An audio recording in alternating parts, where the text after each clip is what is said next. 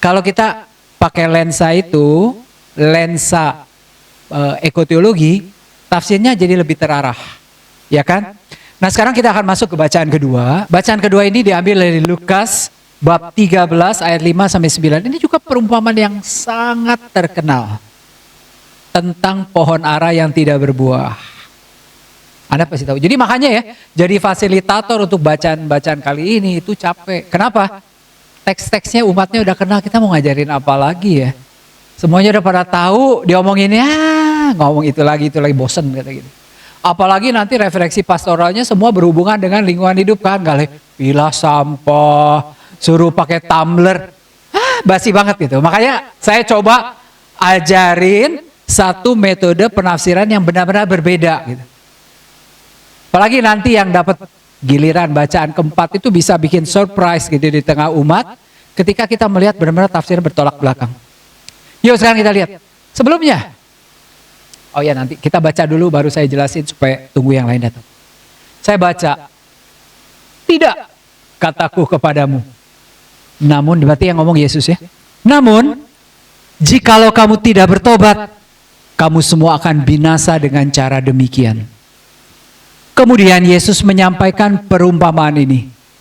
Seseorang mempunyai pohon ara yang ditanam di kebun anggurnya, dan ia datang untuk mencari buah pada pohon itu, tetapi tidak menemukannya. Lalu ia berkata kepada pekerja kebun anggur itu, lihat, sudah 3 tahun aku datang mencari buah pada pohon ara ini, dan aku tidak menemukannya. Tebanglah pohon ini. Untuk apa ia hidup di tanah ini dengan sia-sia? Jawab orang itu, Tuhan, biarkanlah dia tumbuh tahun ini lagi. Aku akan mencangkul tanah sekelilingnya dan memberi pupuk kepadanya. Mungkin tahun depan ia berbuah. Jika tidak, tebang dia. Sekarang saya akan sampaikan tafsir tradisionalnya dulu ya. Ibu bapak sekalian, kalau baca Injil Lukas, perhatikan. Mulai bab 9 ayat 51 sampai dengan bab 19 ayatnya saya lupa. Itu berbicara perjalanan Yesus dari Galilea ke Yerusalem. Jadi dari Galilea, Yesus melakukan perjalanan panjang sekali sampai ke Yerusalem. Dan kita tahu ke Yerusalem Yesus buat apa? Buat apa? Disalibkan. Berarti waktunya udah singkat kan? Singkat, dia sudah mau meninggalkan dunia ini. Berarti berbicara tentang waktu yang sangat singkat. Dan waktu yang sangat singkat ini berarti masa pertobatan yang tersedia pun singkat. Nah sekarang saya tanya, masa pertobatan kita singkat atau tidak? Singkat apa tidak? Jangan terpesona dengan ajaran api penyucian. Karena sebetulnya api penyucian itu hanya bisa membebaskan kita dari akibat dosa. Dosanya harus urusan kita masih hidup. Akibat dosanya yang belum selesai betul dibereskan di api penyucian. Itu yang namanya indulgensi. Makanya saya bilang, orang indulgensi tahun lalu, tahun ini juga disiapin indulgensi kayaknya ya. Suruh apa-apa. Indulgensi itu apa?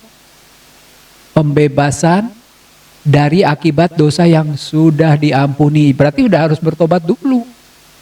Mau 99 pintu Porta Santa dulu dijalanin gak ada gunanya kalau belum sakramen tobat. Kalau belum sakramen tobat. Baik. Jadi ini sebetulnya ayat 5 ini mencil nih. Perikop sebelumnya, tapi karena ingin pertobatan ekologis ayat ini ditarik. Saya ngelihat cara orang memilih seperti itu. Di depan ini ada orang datang laporan pada Yesus. Yesus denger gak? Kemarin ada orang-orang Yahudi dibunuh sama Pilatus. Darahnya dicampur sama darah binatang dipersembahkan di Bait Allah. Mereka berusaha ya sampai dihukum kayak gitu. Terus. Itu ada lagi mandi-mandi di kolam Siloam. Gak taunya roboh bangunannya mati. Berapa? 18 orang atau berapa? Mereka berdosa ya. Kata Yesus jangan enak aja ngomong tidak. Kenapa? Kalau kamu tidak bertobat, kamu juga mati sama. Jadi jangan melihat mereka itu berdosa atau tidak. Tapi berpikiran, kamu sudah bertobat atau belum. Begitu ya. Maka Yesus ceritakan perumpamaan ini. Ada orang, ini punya pohon ara nih, gambarnya pohon ara. Pak Willy beda ya? Oh, ini pohon ara di Yahudi. Dan pohon aranya subur. Ditanam di kebun anggur. Melambangkan siapa? Pohon ara dan kebun anggur. Ingat perjalanan Yesus mau kemana? Ke Yerusalem. Ibu kota kerajaan Palestina. Orang Yahudi. Orang-orang Yahudi. Ya kan? Ia datang untuk mencari buah pada pohon itu tetapi tidak menemukannya. Berarti orang-orang Yahudi itu belum bertobat. Ini buah pertobatan. Maka dia itu mulai gak sabar. Dia suruh pekerja kebunnya. Nah, udah 3 tahun katanya.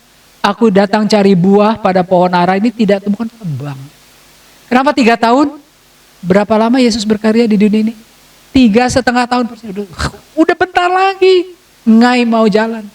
Masih aja belum bertobat. Udah bokyu. Gak ada ampun. Udah tebang aja. Tetapi ada. Untuk apa? Bukan hanya tebang loh. Untuk apa? Hidup di tanah ini dengan sia-sia nih, pohon segede-gede. Sia-sia nih tanah ngedukung pohon segede gini, buah satu aja gak keluar. Oke? Nah sekarang tiba-tiba pekerja kebunnya itu jawab, Tuhan kasih kesempatan 1 tahun lagi. Tapi nanti tanahnya aku cangkul, aku kasih pupuk ya. Mungkin tahun depan ia berbuah. Jika tidak, tebanglah ia. Jadi rupanya dalam keadaan yang sempit itu dibutuhkan orang-orang yang bisa membawa orang-orang lain kepada pertobatan. Jadi tugas kita sebagai pengikut Kristus, karena kita tahu berarti orang yang punya pohon ara itu Yesus. Ya, Allah begitu. Allah itu udah gak sabar. Nih waktu udah mau habis kayaknya kok masih santai-santai aja, Bu. Maka udahlah. Out begitu ya. Sia-sia nih diberi bumi segini gede gak ada gunanya. Tapi dibutuhkan orang-orang pengikut Kristus yang mau berupaya sedikit lagi. Supaya siapa tahu ada pertobatan. Dan kadang-kadang itu masih bisa berhasil. Tapi ingat, untuk membawa orang bertobat, itu gampang apa enggak? Kenapa? Dia harus ngapain? Artinya harus ngapain? Kalau orang Sunda, orang Bandung bilang, lagi ngapain? Lagi nyangkul tuh bukan berarti lagi nyangkul. Lagi nyari duit. Orang Sunda itu bilang nyangkul tuh nyari duit. Kerja. Beri pupuk. Ya kan? Tapi waktunya singkat. 1 tahun lagi. 1 tahun gak ada, silahkan tebang. Itu kurang lebih teksnya ya. Nah sekarang kita coba tafsirkan teks ini secara ekologis. Pertama kali curiga.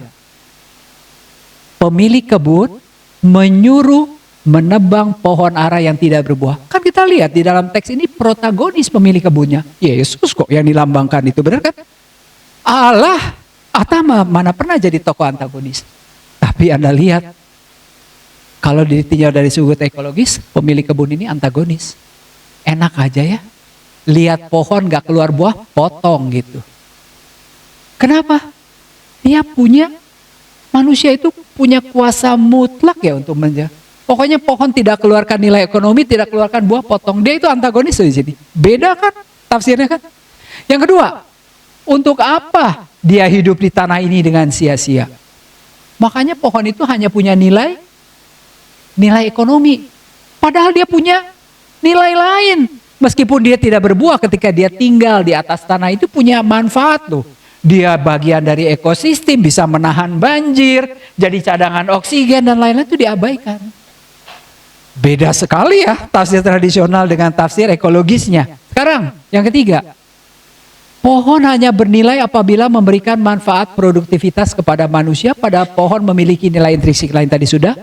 Keterhubungan.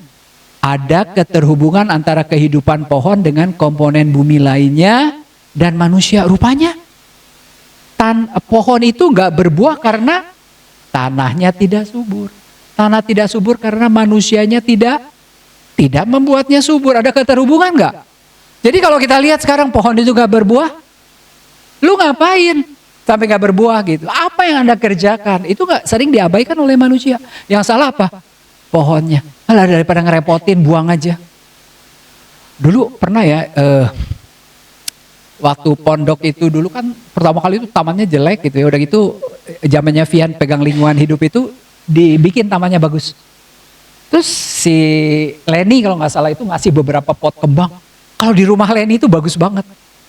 Tapi giliran di pondok itu kagak jadi itu. Nah waktu itu saya tanya Tigor, lu apain tuh pohon? Aduh Pak, aku udah nyerah katanya, setiap pohon saya pegang mati. Ya saya nggak tahu kenapa ya. Ada keterhubungan sampai dia bilang gitu, pokoknya jangan kasih saya taman. Bener loh Tigor, saya suruh ngepel, suruh apa mau, tapi suruh pegang taman saya pasti mati. Gitu. Terus, sekarang kita lihat ya. Bumi ini bersuara atau tidak?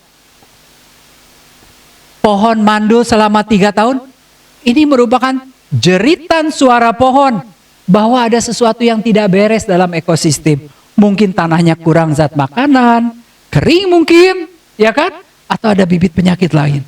Makanya kalau kalau tukang kebun yang teliti, ini gara-gara apa ya dilihat, bukan langsung dipotong. Ini ada hamanya, ya. Oh ini pupuknya nggak cocok, gitu dan lain-lain ya. Terus tujuannya biarkanlah dia tumbuh. Pohon ini memiliki peran dalam ekosistem bukan hanya untuk memenuhi kebutuhan ekonomi manusia. Lalu penata layanan, pekerja kebun ini bermitra dengan pohon dan tanah, berupaya mempertahankan kehidupan. Maka dia harus merawat pohon. Berbeda dengan pemilik yang ingin merusak. Anda lihat tuh. Pemilik di dalam tafsir tradisional itu adalah Yesus. Dia tidak pernah jadi tokoh antagonis. Dalam tafsir ekologis dia menjadi tokoh antagonis karena dia cuma mau untung ekonomi doang. Beda kan? Beda sekali. Terus melakukan perlawanan enggak alam? Iyalah, melakukan perlawanan dengan tidak berbuah. Nah, perlawanan ini berbuntut sulit, dirusak atau dirawat. Kita curiga nih, ya kan? Maka kalau kita melihat bacaan kedua sudah kelihatan. Ada beda tafsir tradisional dengan tafsir ekologis. Tokoh protagonis dan antagonisnya berbeda. Dan karena kita lagi memasuki tahun Ardas keutuhan alam ciptaan, tafsir ekologis itu jauh lebih cocok gitu. Kalau enggak nanti beda ceritanya. Baik, kalau gitu pemulihannya apa? 1, ingat tuh, kasih waktulah setahun lagi. Sabar, beri waktu agar ekosistem dapat pulih. Saya melihat dokumenter. Cina itu kan gede banget gurun pasirnya ya, gurun Gobi. Tapi mereka itu sekarang menjadi negara yang paling sukses menghijaukan padang gurun. Gurun itu jadi hijau begitu. Berlawanan dengan negara-negara lain yang sibuk menggundulkan hutan. Tapi ingat loh, reforestasi itu sebentar atau lama? Lama. Satu pohon bisa tumbuh berapa puluh tahun baru bisa seperti itu. Sabar. Maka dia bilang, beri dia waktu setahun lagi, sabar ya. Terus, waktu menunggu itu bukannya enggang-enggang kaki. Berusaha secara aktif untuk merawat bumi, cangkul. Kasih pupuk ya. Dan menjadi penengah yang membela kelangsungan hidup ciptaan pada saat menghadapi kekuatan ekonomi. Wah, ini yang paling susah. Kelompok pecinta lingkungan itu Greenpeace. Mana pernah suaranya didengarkan? Kalah oleh suara-suara kapitalis pemilik modal, ya kan? Gak bisa. Terus mengutamakan ini keberlanjutan sustainability ya daripada keuntungan cepat. Nah, harus dipikirkan itu. Anda tahu ya dulu ya, kalau Anda pergi ke hotel itu sabun mandinya dikasih pakai tiup, ya kan? Nanti conditioner rambut tiup, lalu body lotion tiup itu ya. Kita senangnya nggak kepake bawa pulang gitu. Sekarang kan jarang hotel pakai itu karena sudah dilarang. Jadi pakai botol gede sekarang. Dulu teman saya itu membuat tiup-tiup itu dari ganggang. Yang kalau nanti dibuang itu tidak merusak lingkungan. Tapi gagal usahanya. Kenapa? Mahal, plastik kan murah. Pakai alga begitu kan mahal. Tapi itu tidak merusak lingkungan. Gagal.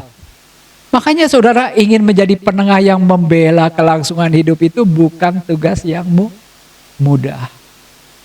Baik, kalau gitu undangan dong pada pemulihan. Krisis ekologis mencerminkan sikap pemilik kebun yang ingin merusak apa saja yang tidak berguna atau tidak memberi manfaat ekonomi. Hutan gak ada gunanya. Pohon-pohonnya gak bisa jadi gelondongan. Mendingan dibabat, bikin perkebunan sawit. Kan beda. Tadinya pemilik kebun ini protagonis ya. Kalau di tafsir tradisional Allah, di sini enggak. Pemilik kebun ini melambangkan kaum kapitalis yang ingin mencari keuntungan instan tanpa mempedulikan keberlangsungan lingkungan. Nah, teks ini menawarkan alternatif kepada kita. Kita mau peduli pada keberlangsungan hidup bumi seperti pekerja kebun. Sebagai mitra Allah, manusia harus bekerja keras dan memberi waktu bagi pemulihan ekosistem. Ya, teks ini bukan hanya ancaman tapi undangan untuk ikut serta dalam pemulihan bumi dengan sikap ramah lingkungan. Nah, saudara, Anda lihat, kaget begitu kita menerapkan tafsir ekologis ternyata hasilnya berbeda. Tapi nggak apa-apa. Kenapa? Karena kita ingin menyorot suatu teks dari sudut pandang yang lain. Dan kalau kita lihat, ekoteologi itu tidak pernah bertentangan dengan ajaran gereja maupun dengan kitab suci. Baik ya, nah sekarang kita masuk bacaan ketiga. Kalau bisa kita selesaikan lebih awal karena saya juga mau kondangan di Lukas sih. Seperti saya katakan ini bacaan yang paling sulit. Makanya kalau nanti dipilih jadi pemandu jangan ambil yang bacaan ketiga. Judulnya dari ego menjadi eko, ya kan? Ini kalau ego itu begini, manusianya jadi bos di atas. Yang lain berkuasalah ya. Kalau eko, kita menjadi bagian yang satu dengan ciptaan yang lain. Kurang lebih. Maka kita berbicara tentang kesatuan kosmis ya. Alam yang menyatu, baik itu manusia dan bukan manusia atau ciptaan yang lain. Bacaannya sedikit dari Efesus bab 4. Coba kita lihat. Hendaklah kamu selalu rendah hati, lemah lembut, dan sabar. Tunjukkanlah kasihmu dan saling membantu. Dan berusahalah memelihara kesatuan roh dalam ikatan damai sejahtera. Satu tubuh, satu roh, sebagaimana kamu telah dipanggil kepada satu pengharapan yang terkandung dalam panggilanmu. Satu Tuhan, satu iman, satu baptisan, satu Allah dan Bapa dari semua.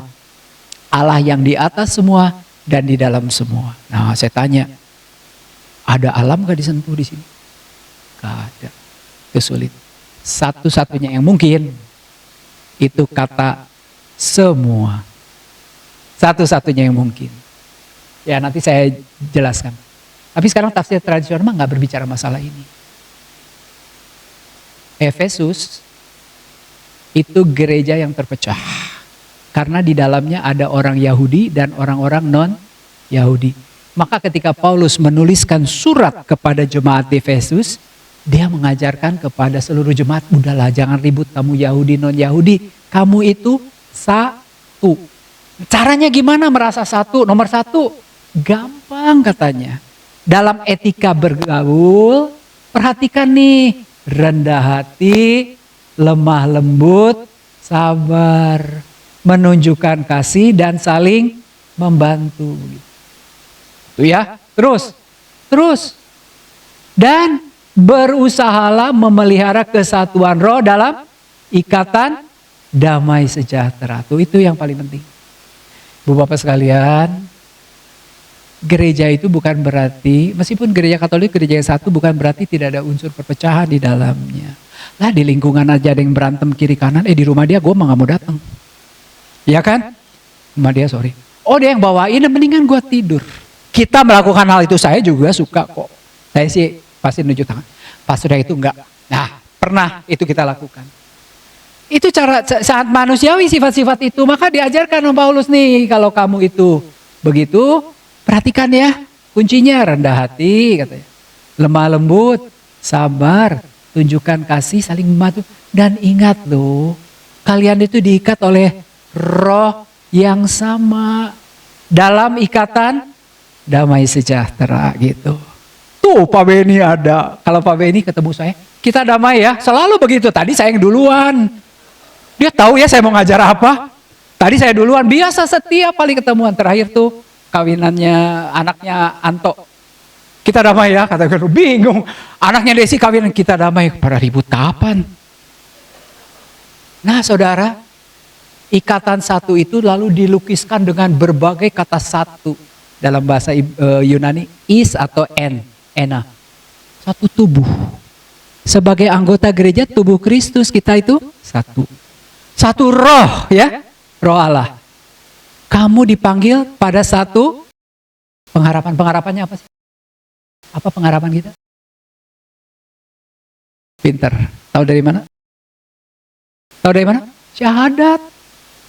Kalau dasar iman yang pertama tadi, Allah pencipta langit dan bumi, paling bawahnya apa? Kebangkitan badan, kehidupan. Ada yang sini punya pengharapan beda? Gak ada kan, satu pengharapan. Terus, satu Tuhan siapa? Yesus. Satu iman. Anda mau ke gereja Katolik dimanapun juga, itu syahadat imannya gak pernah diganti. Cuman beda bahasanya doang. Sama. Satu baptisan? Iya, makanya gereja Katolik kalau sudah dibaptis di gereja lain yang memenuhi syarat, nggak dibaptis lagi di gereja Katolik, hanya diterima ya. Satu Allah dan Bapa dari semua. Allah yang di atas semua dan di dalam semua. Semua itu berarti merangkup semua manusia, baik itu orang Yahudi maupun non Yahudi. Makanya kecurigaannya ada nih di teks ini, ada teks yang enggak mementingkan lingkungan. Coba kita lihat ya. Kecurigaannya. Kata semua, pas di teks ini, kata semua itu kalau dalam bahasa Yunani ini berubah-ubah bentuknya. Bisa jamak, bisa tunggal, bisa kasusnya berbeda-beda, bisa juga gendernya, ada maskulin, feminin, netral. Ini apes. Di Efesus itu kata semua bisa berarti semua orang, atau segala sesuatu. Jadi memang ahli tafsir itu menafsirkan dua. Ketika berbicara di Efesus bab 4 ini, semua berarti segala sesuatu, manusia dan ciptaan yang lain. Tapi ada yang mengatakan semua manusia berarti Yahudi dan non Yahudi. Nah, tafsir ekologis nggak bisa terima. Sorry. Kita pilih ini segala sesuatu.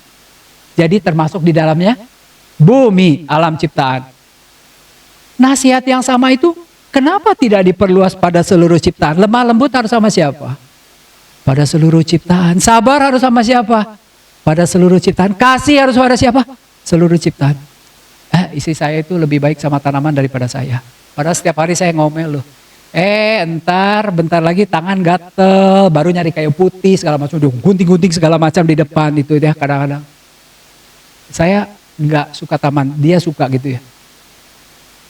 Saya baru sadar, nih tegurannya nih, nasihat mengasihi, sabar itu harus ditujukan pada seluruh ciptaan. Lalu kan tadi satu kesatuan jemaat. Kenapa hanya kesatuan manusia, bukannya kesatuan seluruh ciptaan? Kesatuan iman ini, kata semua, ini kata pandon, pasin, ini bisa berarti semua manusia atau segala sesuatu. Maka kalau hanya dibatasi untuk semua orang, nggak adil. Ini harus bermakna segala sesuatu. Nah sekarang kita lihat nih, di identifikasinya, ada nilai intrinsik yang diganggu nggak? Bapa dari semua. Maka saudara, bumi itu merupakan bagian dari semua. Punya nilai nggak? Tahu dari mana punya nilai? Lihat di kisah penciptaan. Setiap kali Allah menciptakan apapun, dia mengatakan, dan Allah melihat bahwa apa yang diciptakannya baik. Betul. Terus keterhubungan satu tubuh, ya kan? Tubuh berarti tubuh kosmis yang mencakup manusia dan ciptaan lain. Kerusakan satu bagian adalah luka pada seluruh sistem. Nggak pernah disadari itu. Bayangkan ya, kalau Anda lihat banjir ini paling kerap mengancam, kayak Mahda merasakan air masuk. Langkah kita pertama apa? Pasti suaminya bilang, udah uruk lah ya. Ya kan pasti gitu ya. Tinggiin lantai gitu, supaya air nggak masuk lagi. Padahal itu langkah yang menyelesaikan atau enggak? Diuruk juga turun lagi. Betul kan? 5 cm setiap. Makanya kalau bikin bangunan kan harus bikin gambar pil banjir kan. Pil banjir itu setiap tahun pasti berubah, nggak boleh dipakai lagi. Nanti di DKI keluar, oh udah turun 5 cm, 5 cm, 5 cm begitu. Mau uruk berapa? 3 meter. Makanya. Terus, ingat nguruk 3 meter itu lutut masih kuat kan naik tangganya. Itu dia. Terus, sekarang kita lihat. Suara. Etika hidup Kristiani harus mencakup kepekaan mendengarkan suara bumi yang dieksploitasi. Mereka jerit loh. Jangan sangka mereka diam. Di rumah itu saya pelihara anjing. Saya itu nggak suka anjing, nggak suka pet. Istri saya dan anak saya itu mendustai saya ketika mereka bawa anjing, nggak ngomong sama saya. Toto dan tenteng bawa pulang ke rumah. Karena dia tahu kalau minta izin saya pasti jawabannya tidak. Tapi sesudah beberapa tahun bergaul, saya menemukan dia lebih setia dari anak saya. Kalau saya makan dia nungguin di bawah. Kalau nggak dibagi dia berdiri, dia garuk-garuk, minta makanan. Sampai saya bilang, lu orang apa anjing? Selalu makan dan sukanya itu makan timun, makan apa segala macam dimakan. Maka saudara kita lihat ya, kenapa dia bisa dekat? Mungkin ya ketika kesabaran, kelemah lembutan itu mungkin juga disampaikan kepada mereka. Dia mengenal sekali loh. Kenapa di rumah paling dekat sama dia? Nomor 1 nih sama istri saya, baru ke anak saya yang gede, ke saya, paling kecil ke anak saya yang kedua. Karena apa? Pasti dia menyadari siapa yang memberikan 2 hal ini yang paling banyak kepada dia. Dia bersuara atau tidak? Bersuara. Lewat apa? Lewat bagaimana dia menanggapi. Ya kan? Di rumah itu mau nempel sama saya kalau yang lain udah pergi. Terus, satu pengharapan. Bumi bukan sekedar panggung drama keselamatan. Ia juga harus diperdamaikan dengan Allah. Ingat loh, segitiga ekologis ya. Manusia mau bertobat itu perlu juga mempertobatkan secara ekologis. Penata layanan, manusia menjadi peserta aktif memelihara perdamaian di tengah komunitas ciptaan. Ikatan, damai, sejahtera. Ya, ikatan itu berarti kita sudah berbicara penata layanan bersama. Perlawanan, mencegah penderitaan yang memicu resistensi alam nih. Makanya bumi itu bisa sampai kering gara-gara apa? Ya kan? Spesies punah gara-gara apa? Di Pulau Komodo kan tadinya ada upaya pemerintah untuk tidak mengizinkan lagi tempat penangkaran komodo itu dikunjungi oleh manusia. Karena itulah orang ke sana bukan karena cinta binatang. Semua di sana tuh gue pegang duduk sambil foto. Ya udah itu di selfie atau di foto dan segala macam itu. Padahal ya tidak konsen dengan komodonya sama sekali begitu. Akhirnya jadi apa? Jadi komoditas ya, bukan sesuatu yang tadinya dipelihara, dilestarikan dan lain-lain. Kalau Anda pergi ke Chengdu di tempat penangkaran pandanya, gak boleh kita sembarangan pegang-pegang pandanya. Lihat dari jauh. Gak boleh. Ada juga sama panda-panda bohong fotonya bisa, tapi kalau itunya harus lihat dari jauh. Di sini mau enggak kan? Saya lihat teman saya baru datang dari Pulau Komodo, ada foto dia lagi pegang begitu, dan itu yang menjadi highlight ya dari kunjungannya gitu.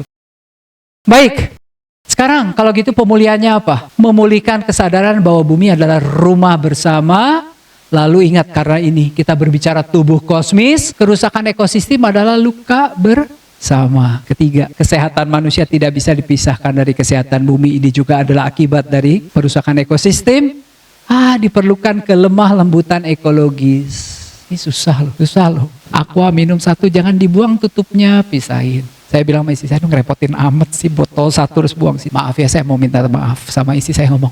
Kalau jadiin taplak itu jadi sampah baru. Saya sering ngomong seperti itu. Dulu waktu saya bersihin pondok yang itu gede ruangannya kagak ada. Karena semua ruangan dipakai jadi gudang. Bisa gudangnya apa? Oh katanya ada lomba membuat gua Natal dari perca. Udah ikut lomba ditaruh di situ gitu. Nanti tahun depan atau ini sisa-sisa perayaan Natal, Paskah, taruh situ. Lah, setiap tahun kan barang baru masuk. Lama-lama manusianya mau ketemu di mana? Akhirnya apa? Ya terpaksa harus dibuang gitu. Di Bosco itu sama. Si Bu Jenny yang waktu itu rumah tangga pastoralnya, di rumah pastoralnya disimpan. Ini gudang gede amat, isi apa pastor, gak punya barang apa-apa. Ternyata harta benda dari semua panitia Natal dan Paskah numpuk semuanya di situ. Karena apa? Karena tidak memikirkan keberlangsungan. Kalau berpikir ke keberlangsungan, lihat tahun lalu barangnya ada apa, ya dikeluarin dulu, baru yang kurang ditambah gitu. Tapi kan panitia nggak mau. Sorry, wilayah kami beda. Ya, itu susah kalau udah begitu ya kan. Jadi ini perlu lemah lembut secara ekologis tuh. Suster Irene tuh galak, tapi terhadap ekologi itu ramah tamah banget dia, luar biasa ya. Lalu setiap upaya ekologis adalah bentuk pengharapan akan pemulihan akhir. Ingat ya, pemulihan akhir kita itu di Kitab Wahyu bab 21, langit dan bumi yang baru. Maka saudara, semua upaya ekologis itu bentuk pengharapan akan pemulihan akhir, langit dan bumi yang baru.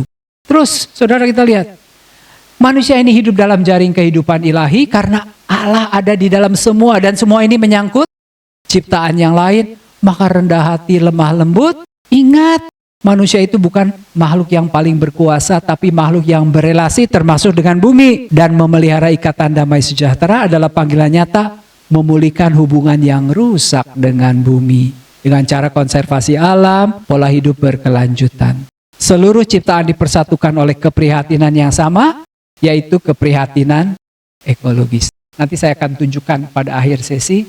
Ada satu syair, bukan syair, ada satu ucapan bijak dari seorang pujangga Perancis. Anda pasti kaget deh. Nah, kita sampai pada pertemuan yang terakhir. Yang saya katakan ini highlight benar-benar, teks ini luar biasa. Saudara, Matius bab 25, ini Matius itu kalau bab 24 dan 25 disebut khotbah akhir zaman. Jadi Yesus menceritakan nanti surga itu kayak apa, itu di bab 24 dan 25. Jadi konteks bab 25 itu berbicara tentang akhir zaman. Ya, kerajaan surga. Baik, sekarang kita lihat. Sebab kerajaan surga seumpama seseorang yang mau bepergian, ia memanggil hamba-hambanya dan mempercayakan hartanya kepada mereka. Yang seorang diberinya 5 talenta, yang seorang lagi 2, yang seorang lagi 1, masing-masing menurut kesanggupannya. Lalu ia berangkat. Segera pergilah hamba yang menerima 5 talenta itu. Ia menjalankan uang itu lalu beroleh laba 5 talenta. Hamba yang menerima 2 talenta itu pun berbuat demikian juga, beroleh laba 2 talenta. Namun hamba yang menerima 1 talenta itu pergi dan menggali lubang di dalam tanah, lalu menyembunyikan uang tuannya. Lama sesudah itu pulanglah tuan hamba-hamba itu, lalu mengadakan perhitungan dengan mereka. Hamba yang menerima 5 talenta itu datang membawa laba 5 talenta, katanya, Tuhan, 5 talenta Tuhan yang percayakan kepadaku, lihat, aku telah beroleh laba 5 talenta. Kata tuannya itu kepadanya, bagus, hai hambaku yang baik dan setia, engkau telah setia dalam hal kecil, aku akan memberikan kepadamu tanggung jawab dalam hal besar. Masuk ke dalam sukacita Tuhanmu. Sesudah itu, datanglah hamba yang menerima 2 talenta, dikatakan, Tuhan, 2 talenta yang Tuhan percayakan kepadaku, lihat aku telah beroleh laba 2 talenta.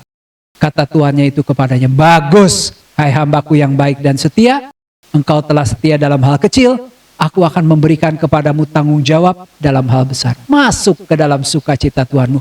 Udah perhatikan ya, ini udah kayak referen. Sama kan? Yang diomongin sama, yang dijawab sama, cuman beda. Yang 1 5 talenta sama 1 2 talenta. Nah, sekarang kita lihat, datanglah hamba yang menerima 1 talenta dan berkata, Tuhan, aku tahu Tuhan adalah orang yang kejam dan menuai di tempat yang Tuhan tidak menabur dan memungut dari tempat Tuhan tidak menanam. Karena itu, aku takut dan pergi menyembunyikan talenta Tuhan di dalam tanah. Terimalah kepunyaan Tuhan. Baik, sebetulnya nanti ayat berikutnya itu ada lagi, tuannya marah. Kamu hamba yang malas dan licik, dihukum. Masuklah ke dalam hukuman kekal. Baik ya. Nah saudara, kalau dalam tafsir tradisional ini berbicara tentang akhir zaman. Jadi siapa ya kira-kira Tuhan yang melakukan perjalanan ini? Yesus. Kan Yesus kan bangkit naik ke surga. Ya, orang yang melakukan perjalanan. Maka apa yang dia wariskan kepada murid-muridnya, termasuk kita, Pentakosta, Roh kudus. Maka kalau kita lihat sekarang apa yang dimaksud dengan talenta itu? Karunia Roh Kudus. Kenapa ada yang dapat 5, ada yang dapat 2, ada yang dapat 1, dijelasin kok. Dia lihat kesanggupannya masing-masing. Emang cuma bisanya 5 talenta, saya kasih 5. Kalau 2, 2, 1 ya 1.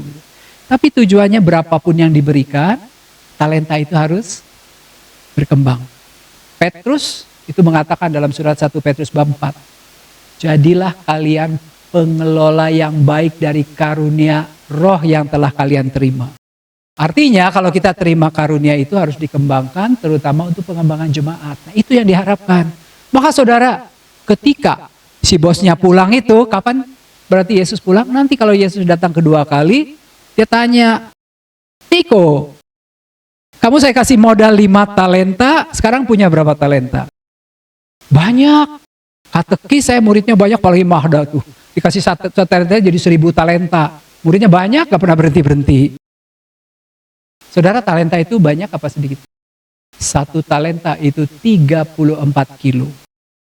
Dan dulu talenta itu berbentuk perak, emas, atau tembaga. Tapi ini berbicara duit sih ya. Saya pikir ini perak. Perak itu sekarang berapa juta per kilo? Kalau nggak salah ini angkanya 1 miliar. Gede. 1 talenta itu 1 miliar, 5 talenta 5 miliar, 2 talenta 2 miliar gede. Ya kan? Anda mengatakan kenapa cuma dikasih 1 talenta? Besar dikasih 1 talenta itu. Nah, sekarang, makanya sekarang siapa yang menjadi tokoh protagonis? Ya jelas lah. Orang bosnya Yesus ya kan? Lalu hamba pertama, hamba kedua. Kenapa? Mereka adalah murid-murid Yesus yang bisa mengelola karunia roh yang sudah mereka terima pasca kepergian Yesus. Siapa tokoh antagonisnya? Hamba ketiga yang tidak pernah mengembangkan karunia yang diberikan, dipendam. Itu tafsir tradisional. Nanti diperlakukanlah hitung-hitungan sama Yesus ketika dia datang kedua kalinya. Kalau nggak jadi pengelola yang baik dari talenta yang sudah diberikan, ada 2 pilihan. 1 masuk surga, 1 masuk neraka. Itu gampang. Tafsirnya itu. Sekarang kita cek secara ekologis ya masuk akal nggak. Nih, saudara, ada kecurigaan loh. Tuhan membagikan harta. Kita tahu hartanya yang dibagikan talenta. Talenta itu apa sih? Tembaga, emas, perak itu apa? Tambang. Ada curiga nih. Bumi itu dianggap harta milik sendiri atau segelintir orang. Maka bisa dieksploitasi. Nah, siapa yang punya tambang? Bos gede. Ya, investor-investor asing gitu. Yang lainnya nggak punya hak. Padahal Undang-Undang Dasar bab 33 bumi dan segala isinya menjadi milik negara dan digunakan untuk sebesar-besarnya kemakmuran. Kenapa yang dimakmurkan cuman individu atau golongan tertentu? Ada kecurigaan nih. Tuh, ini masuk dari tokoh antagonis tuannya. Yang kedua, talenta sebagai modal. Ini benar-benar logika kapitalistik. Alam itu cuma modal. Jadi harus kasih apa? Cuan. Untung. Ya kan? Keberlanjutan ekologis bukan urusan saya. Yang paling penting, alam harus jadi modal untuk menghasilkan laba. Ketiga, pujian untuk produktivitas dan sebaliknya. Jadi saudara, kenapa sekarang hidup itu makin sulit, cari kerja makin sulit? Karena apa? Yang dikejar produktivitas, yang lain udah abaikan. Maka saudara, produktivitas tanpa batas ini mendorong eksploitasi terus-menerus tanpa batas. Sebaliknya nih, hamba ketiga ini kan dia melindungi. Dia nggak mau gitu ya. Malah dianggap males, licik. Terus, hamba ketiga dicap jahat. Tindakan hamba ketiga itu menyimpan loh, konservasi. Tidak mengeksploitasi alam, malah dipersalahkan. Kalau dari sudut ekologis ya. Nah saudara, sekarang kita lihat. Nilai intrinsiknya, talenta, tanah, hanya dinilai semata ekonomis. Padahal mereka punya nilai lain loh. Geologi, arkeologi ini penting juga. Nggak penting, ya kan? Nggak penting. Kalau Anda di Tanah Suci di Yerusalem, gali pondasi aja harus izin dari pemerintah. Karena takut di bawahnya ada situs religi yang bermanfaat. Keterhubungan, Anda lihat. Hamba itu bekerja individualis, kompetitif hanya untuk Tuhan mereka. Sama sekali nggak pentingan. Padahal saudara, sistem yang sehat itu membutuhkan kerjasama dan ketergantungan, bukan kompetisi untuk akumulasi modal. Nah inilah, kalau orang itu selalu berpikiran pada akumulasi modal, akibatnya itu yang terjadi. Dunia itu makin lama makin kejam. Suara, tanah dan logam itu objek bisu. Mereka dari 5 jadi 5, 5 jadi 10, 2 jadi 4, 1 tetap 1. Mereka bersuara atau tidak? Oh enak aja nih, bumi ini benar-benar dibungkam. Yang kedengaran suara ngomong itu cuman Tuhan. Tuhan yang mengeksploitasi bumi sebanyak mungkin. Tujuan yang dikisahkan adalah pertumbuhan modal. Tujuan ekologis, gak jadi fokus sama sekali. Lalu penata layanannya, relasinya piramida kekuasaan. Ada Tuhan, ada hamba, ada alam. Tidak ada kemitraan, bumi cuma alat. Lalu perlawanan, hamba ketiga melakukan perlawanan pasif namun dicap jahat. Sistem konservasi diabaikan. Maka saudara kita lihat, dalam upaya pemulihannya kita ingat etika konservasi. Menyimpan di tanah, itu mengajarkan peralihan dari akumulasi menuju konservasi. Contoh ekonomi yang tahu batas, SDA itu tidak dikeruk habis-habisan, tapi diwariskan kepada generasi berikut. Lalu Anda mungkin pernah mendengar ini, degrowth. Degrowth itu pengurangan produksi dan konsumsi terencana untuk mencapai keberlanjutan ekologis. Kenapa dulu? Sekarang udah hilang lagi itu. Dulu, sekarang masih ya. Belanja nggak dikasih tas kresek ya. Semua orang bawa tas sendiri. Kenapa? Degrowth. Konsumsi plastik dikurangi, produksi plastik dikurangi untuk menjaga bumi, untuk mencapai keberlanjutan ekologis. Terus, nah ini, saudara, hamba ketiga itu kan kurang ajar sama tuannya bilang, Tuhan itu menuai di tempat yang tidak ditabur. Kurang ajar ya. Tapi saudara, memang benar kok kaum kapitalis itu yang ngundulin utang itu kapan dia pernah nanam, ya kan? Yang ngorek emas di Freeport, kapan dia pernah naruh emas di dalamnya, saya tanya. Jadi praktek menuai di tempat yang tidak ditabur, misalnya deforestasi atau pertambangan, ya. Menabur itu berarti memulihkan dan menjaga kesetimbangan ekosistem. Nah saudara, pilihan etisnya ada dua. Anda mau jadi hamba pertama dan kedua atau hamba ketiga? Hamba pertama dan kedua ikut dalam sistem ekonomi yang menimbun kekayaan, tetapi merusak bumi. Ironisnya, dipuji sama tuannya. Pinter. Yang hamba ketiga, berani menolak pendapat umum dengan memelihara bumi. Tapi sayang, dianggap monyong katanya, tidak produktif. Dan harus membayar harga yang mahal karena akhirnya dia dihukum. Jadi Anda lihat, tafsirnya beda gak? Beda banget. Beda banget dan tidak perlu kaget. Gereja tidak pernah melarang. Karena apa? Mau kita lihat dari sudut tradisional, ini punya ajaran ajaran satu. Dilihat dari sudut ekologi, punya ajaran dua, dan dua-duanya sama-sama ajaran yang bermakna buat kita, ya. Nah saudara, di pertemuan keempat ini ada diceritakan mengenai ekonomi sirkular. Ekonomi sirkular itu sebetulnya model usaha yang memperpanjang siklus hidup produk, bahan baku dan sumber daya alam akan dapat digunakan selama mungkin. Maka kalau bisa, bahan itu terus diputar-putar, makanya ada recycle, dan terus gitu ya. Jangan sampai ada residu yang terlalu banyak yang dibuang. Ya, maka saudara, prinsipnya ini mengurangi limbah dan polusi nomor satu. Kedua, produk itu bisa tetap terpakai dan meregenerasi sistem alam.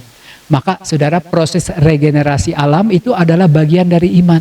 Menyimpan dalam tanah bisa dilihat sebagai investasi dalam regenerasi, membiarkan alam bernafas dan memulihkan diri. Seperti saya katakan, orang Yahudi 6 tahun menanam, 1 tahun sabat.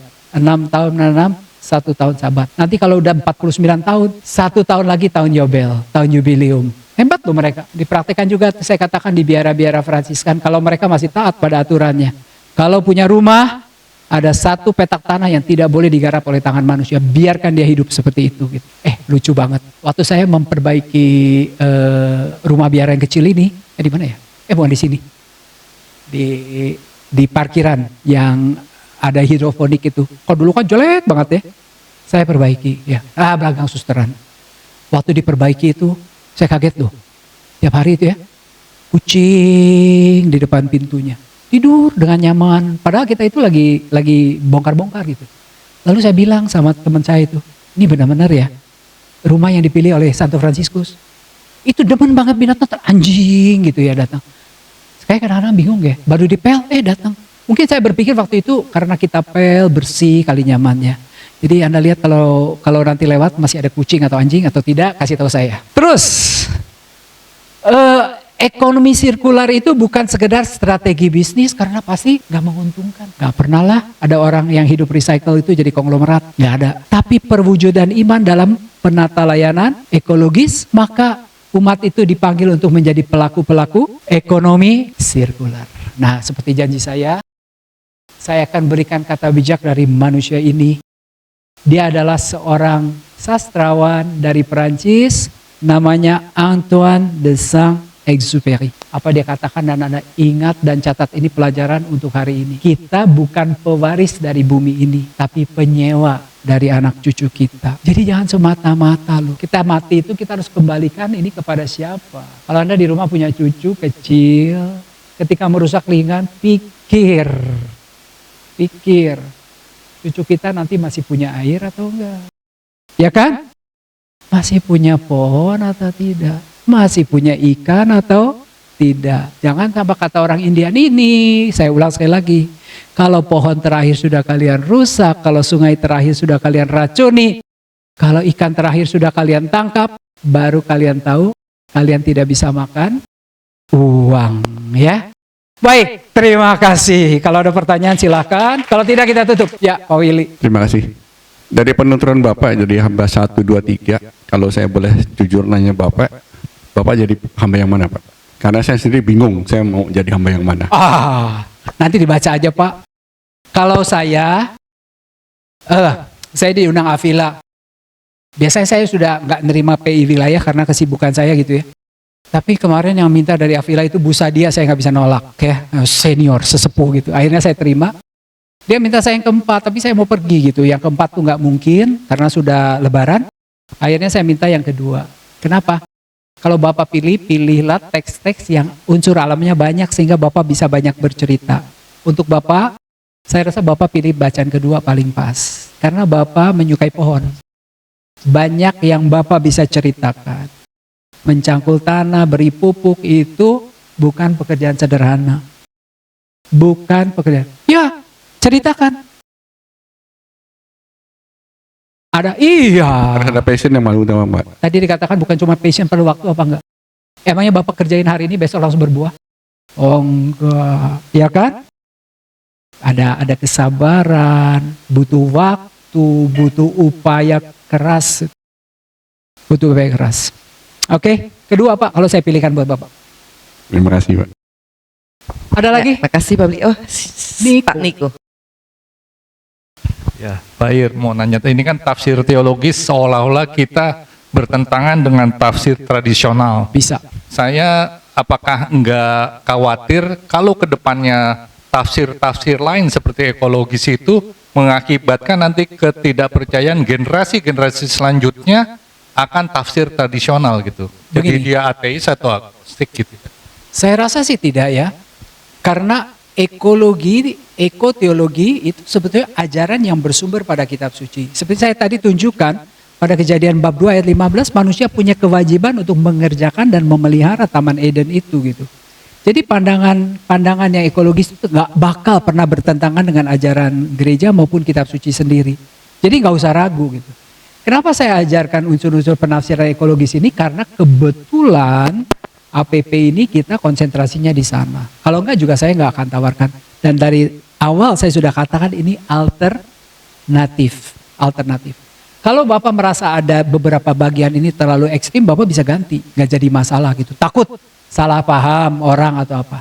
Kalau saya justru akan membuat surprise gitu di lingkungan itu dan menceritakan, lihat gitu. Ya kan? Satu teks yang kita pahami secara biasa-biasa saja karena sering dikenal, ternyata bisa memberikan kita pengajaran baru kalau kita melihat dari lensa lain. Silakan Pak, nggak jadi masalah ya. Ada lagi? Ada Pak. Selamat siang Pak. Saya Ervina mau menanyakan perihal ini talenta yang tadi yang bacaan keempat. Nah, tadi kan talenta itu yang Bapak sebutkan dalam arti uang ya, uang mata uang kuno yang zaman dahulu ya. Talenta itu sebetulnya ukuran ya. Ukuran.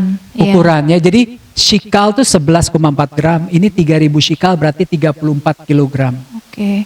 Nah, kalau misalnya nanti ada yang nanya, kalau talenta dikaitkan dengan masa sekarang gitu, talenta itu bisa nggak diartikan juga sebagai suatu talenta ya? Maksudnya sekarang itu kan kita tahu sebagai bakat atau anugerah yang kita punya, apakah itu anugerah misalnya main musik ya kan yang Ya. kita sebut sebagai talenta gitu. Bisa nggak disamakan?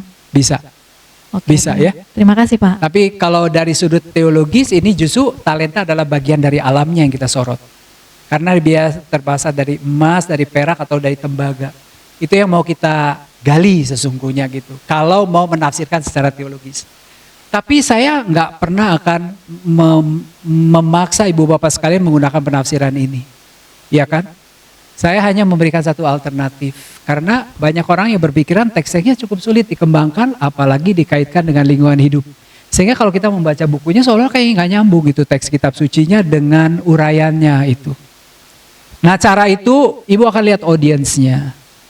Ya kan? Makanya saya pun nggak langsung ngajar penafsiran ekologisnya kan, selalu tafsir tradisionalnya dulu. Kan banyak waktu ibu bisa ulang sedikit. Ya. Ada gini Bu, ada satu cerita. Ada anak tuh melihat ibunya lagi nyulam.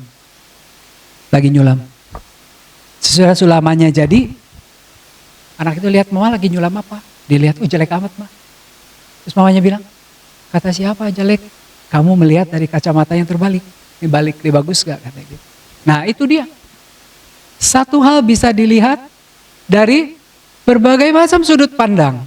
Selama sudut pandang itu semuanya benar, gak jadi masalah. Contoh lagi ini cerita dari Monsinyur Soeharyo yang paling gemar dan saya selalu ingat. Ada anak suka makan permen, giginya sampai hancur semuanya. Mamanya takut anaknya habis giginya, permennya disembunyiin di atas lemari. Anaknya nggak nyampe pakai kursi, mau ngambil botol permen, keler permen. Mamanya lihat, terus mamanya bilang, hei anakku, lihat Tuhan di situ. Tuhan ngomong apa sama kamu? Anaknya jawab, mama dia suruh saya ambil 2. Berarti di sudut pandang mamanya, Allah menghukum mereka yang melakukan kesalahan. Tapi di sudut mata anaknya apa?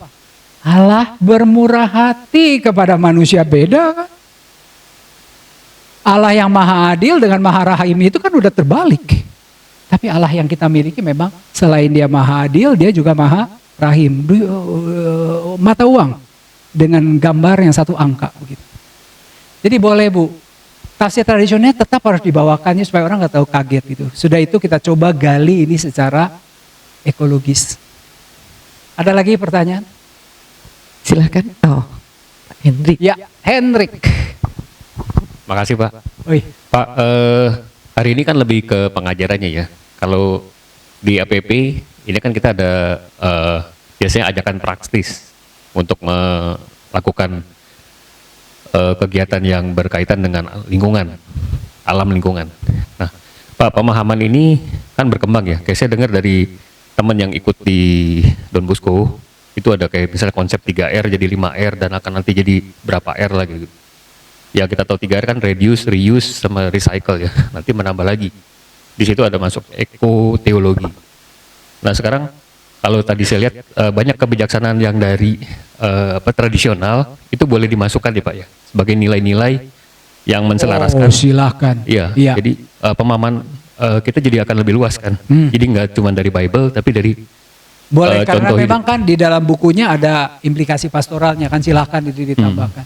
Itu Iya. saya nggak ajarkan ya, karena itu di luar dari konteks kitab suci. betul. Di situ juga banyak contoh bisa diikuti. Ekoteologi itu diajarkan oleh Romo Indra sudah di beberapa paroki. Romo Indra ngomong sama saya satu komentar. Berbicara ekoteologi, jangan lihat yang belakang. Ah, Apa yang bisa kita lakukan sekarang dan untuk selanjutnya. Betul, kamu harus sambil kita membahas, lalu meneliti apa yang salah. Stoplah di situ. ya. Kita harus mulai melangkah untuk masa depan. Bagus. Ya penting kita dorong supaya umat memahami aja kan Pak, dan mau praktis. Jadi ke lingkungan nanti jadi lebih bersih, mulai dari rumah dan seterusnya gitu Pak. Oke, makasih. Si wilayah SMI kan tahun ini jadi panitia ulang tahun ya? Ulang tahun paroki. Waktu saya ngisi PI Advent di wilayah mereka, si Bu Jenny nyamperin saya, Pak, tahun ini kami panitia HUT paroki. Tahun ini kan tahun keutuhan alam ciptaan. Apa yang bisa kita lakukannya? Karena boleh dikatakan beberapa kegiatan kan basi juga ya. Pilah sampah segala macam orang udah tahu gitu. Lalu dia cerita gitu. Dia kontak dengan kelurahan atau apa. Lalu lurah itu bilang, kamu nggak tahu gereja kamu RW berapa ini? 6 ya Bu Magda ya? 6 ya? RW-nya ini 6 ya? 6. Ini 7. Oh 6 yang seorang. Ada satu RW di sini katanya udah jadi proyek percontohan pengolahan sampah katanya. Gak tahu RW 5 atau berapa. Nah itu. RW berapa ya? Ada satu RW di sini. Kelurahan tuh bilang begitu. Saya bilang, ya coba kita jadi RW kedua yang bisa menjadi promotor pengolahan sampah secara swadaya. Begitu. RW apa ya? Saya lupa deh. Ada satu RW saya nggak tahu. RW mana? Mungkin kali, mungkin. Yang sampai dibikinin keranjang sampah, komposter, pakai kaleng-kaleng cat, begitu. Kalau nggak salah apalah gitu tempat sampahnya ya. Mereka itu RW yang kemampuan ekonominya itu kurang lebih sama dengan RW 6. Kalau mereka mampu kenapa ini tidak? Gampang kan sebetulnya kan. Ada cara-cara yang bisa dilanjutkan. Kalau enggak, ya cuman gimmick akhirnya. Gini gitu, gini itu. Itu lagi gitu. Kan orang jadi bosan. Maka ketika teman saya orang Cikena tanya, BKS masih lingkungan hidup nggak? Nggak ngerti, saya bilang gitu. Saya nggak mau buka rahasia, soalnya Romo Yosef udah bilang dia nggak mau lagi tema lingkungan hidup. Ih males deh, katanya kalau lingkungan hidup udah Advent, udah APP, sekarang ini lagi. Tapi kan tetap tahun keutuhan alam ciptaan di BKS tetap harus ada lingkungan hidup. Gitu. Jadi ya buat sesuatu yang baru itu sebetulnya nggak jauh-jauh, ia tidak jauh dari kita. Wah RW terdekat itu, nah saya aja nggak tahu loh ada satu RW di sini, karena RW saya aja belum mampu. RW 20 itu belum mampu. Ini ada RW di sini, notabene dengan kekuatan ekonomi yang ya menengah ke bawah begitu. Oh bosku ya? Lupa saya. Pokoknya berhasil gitu ya. Why not? Gitu dicoba. Karena biasanya kelurahan juga seneng ya kalau ada RW yang mau mandiri begitu, mereka kan ada prestasi gitu kalau ada pertemuan-pertemuan. Ada lagi? Wah banyak. Istri nanya di rumah aja. Okay. Ini nih Bu Emil. Silakan Bu. Gak apa-apa. Pertanyaannya berharga loh, siapa tahu. Kenapa? Pendekatan teologi penafsiran ekologis. Tadi pertemuan keempat. Kalau tradisional kan protagonis, antagonis. Pertanyaannya di dalam teks kitab suci, apakah degree prioritas pertama dari ayat kalau dia menyebutkan unsur alam? Contohnya misalnya gini, bisa jadi enggak pendekatan tafsir ekologis tidak membuat yang protagonis menjadi antagonis karena tidak ada kalimat atau unsur alam di dalamnya. Seperti tadi bacaan keberapa? Yang ketiga. Ada kata semua. Bisa jadi nggak 5 talenta dan 2 talenta itu walaupun tidak disebutkan unsur alam, tapi bisa jadi dikelola. Ada nggak pemikiran bahwa walaupun tidak disebutkan disimpan di tanah, dia kelola, itu tetap menjaga keseimbangan alam. Itu pertanyaan. Ini yang dihasilkan itu bukan satu-satunya produk penafsiran ekologis. Bisa banyak hasilnya. Bisa saja, cuman saya belum bisa memikirkan kalau talenta ini saya nggak sanggupkan dengan alam. Karena ini dari awal ini yang saya kembangkan, talenta itu adalah produk alamnya gitu. Nah, penafsiran ekologis memang tidak bisa dilakukan untuk semua teks. Ada teks yang sama sekali tidak menyangkut masalah alam, kita juga bisa lakukan apa gitu, nggak bisa. Jadi semua pemilihan teks mereka ini udah cukup lah. Masing-masing itu ada unsur alam ya, kecuali bacaan ketiga yang nggak ada gitu. Saya belum bisa membayangkan ya, tapi harusnya bisa saja ya. Yang menjadikan nanti hamba satu, hamba kedua, dan hamba ketiga nggak usah menjadi protagonis, antagonis tetap. Bisa saja mungkin cuman belum ada pemikiran. nanti jadi fasilitator itu hanya menyampaikan fakta dan gak usah bilang ini protagonis antagonis. Saya mengajarkan itu hanya untuk kalian kan jadi fasilitatornya bukan pendengarnya, ya kan? Jadi jangan pakai tabel-tabel gitu, nanti kesian amat. Ya cerita ini itu saya kasih daftar rincian loh, seperti saya kata kalau kamu mau cerita ulang retelling itu harus punya detail sebanyak mungkin, ya. Dan detail itu semakin menarik, semakin orang dengar. Itu tujuannya sebetulnya. Kalau saja misalnya nanti, saya belum berpikir, nanti saya coba pikirkan talenta itu gimana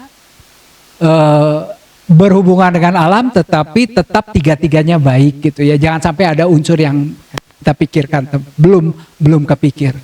Tapi bisa saja. Anda itu bisa dipermudah dengan AI kok sekarang. Benar. Ya kan? Nanti tinggal diteliti. Dia itu bisa pakai Katolik ya, jangan lupa. Nanti dia benar-benar Katolik gitu bawahnya gitu. Ya itu pinter banget. Bisa dibantu. Bisa dipikirkan tapi sementara ini sekilas nggak bisa kasih jawaban dulu. Ada lagi? Ada Pak. Aduh susah nih. Boleh. Satu lagi. Boleh. Sekarang? Ini tentang perumpamaan tadi yang talenta yang diberikan yang 5, 3, 1. Yang diberikan 1 talenta kan dia pendam aja gitu kan.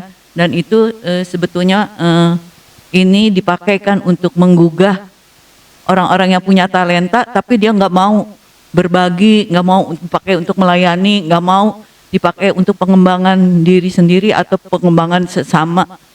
Nah itu kan secara kalau penafsiran secara tradisi kan baik untuk menggugah, tapi yang tadi secara ekologis justru yang punya 1 talenta dipendam itu baik. Nah, saya agak bingung karena apakah seperti ini misalnya orang punya pohon, ini balik lagi jadi ke yang ara, tapi pohonnya itu sama sekali nggak berbuah. Oh ini apa gunanya di pekarangan saya tebang aja, padahal ada faktor ekologisnya sebagai ada pohon banyak daunnya itu ada akarnya kan mengikat partikel-partikel tanah untuk mencegah erosi segala gitu kan. Nah terus contoh lainnya apa ya, karena yang secara ekologis yang punya 1 talenta dipendam itu malah baik. Contoh lainnya apa ya? Jadi gini Bu, saya katakan Ibu bawakan dulu tafsirnya secara tradisional yang orang sudah tahu. Nah, sekarang nih kita berandai-andai. Kita coba lihat dari sudut ekologis. Maka jangan katakan hamba yang ketiga itu, kita bisa mulai dari kata-kata gini. Sebagai manusia yang mau berpikiran ekologis itu selalu sampai pada 2 pilihan. Pilihan yang berat loh. Kita mau mengkonservasi alam, tapi akhirnya hidupnya rugi kan, malah dipersalahkan orang lain. Tapi di lain pihak, kita itu bisa dipuji karena produktif, tetapi kita merusak alam. Nah ini pilihan yang berat. Nah nanti umatnya diajak itu untuk berbagi dan lain-lain. Jadi jangan melek-melek ya dikasih apa yang saya sampaikan seperti ini begitu.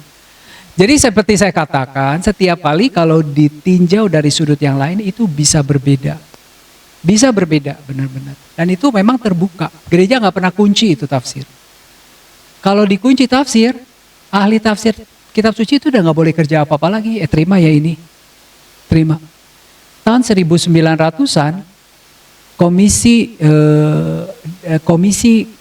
kitab suci kepausan itu sudah mengeluarkan dokumen mengatakan, benar kok bumi itu diciptakan dalam waktu 7 hari. Itu harus dianggap sebagai kejadian realita sejarah. Bukan cerita fiktif. Kan sekarang udah berkembang. 1905 loh. 125 tahun yang lalu. Itu sudah keluar. Nah gereja nggak cabut ajaran itu. Dia juga nggak bilang yang ini yang baru itu yang benar gitu.